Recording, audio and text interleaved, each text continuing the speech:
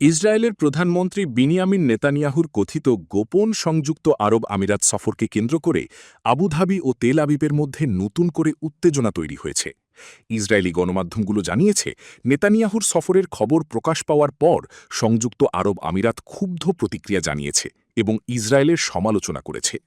Israeli television channel i24 এক নির্ভরযোগ্য সূত্রের বরাতে দাবি করেছে, নেতানিয়াহুর সফর সংক্রান্ত তথ্য প্রকাশের ঘটনায় আবুধাবি অসন্তোষ প্রকাশ করে ইসরায়েলকে বার্তা পাঠিয়েছে। প্রতিবেদনে বলা হয়, গত কয়েক বছরে সংযুক্ত আরব আমিরাত ও ইসরায়েলের মধ্যে যোগাযোগ কমে যাওয়ার অন্যতম কারণ ছিল ইসরায়েলি প্রধানমন্ত্রী কার্যালয় থেকে বারবার গোপন তথ্য ফাঁস হওয়া। এদিকে আমিরাত সরকার দ্রুতই ইসরায়েলি পক্ষের বক্তব্য অস্বীকার করে জানায়, সাম্প্রতিক সপ্তাহগুলোতে দেশটিতে কোনো ইসরায়েলি কর্মকর্তার সফর হয়নি। তবে পরিস্থিতি আরও উত্তপ্ত হয়ে ওঠে যখন হিব্রু ভাষার বিভিন্ন গণমাধ্যম ইসরায়েলি সেনাবাহিনীর জয়েন্ট চিফস অফ স্টাফের প্রধানের আবুধাবি সফরের খবর প্রকাশ করে।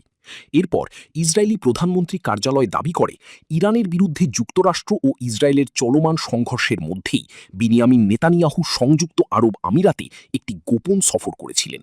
বিশ্লেষকদের মতে, মধ্যপ্রাচ্যের বর্তমান যুদ্ধ পরিস্থিতিতে এমন তথ্য ফাঁস কূটনৈতিক সম্পর্কে বড় ধরনের অস্বস্তি তৈরি করতে পারে।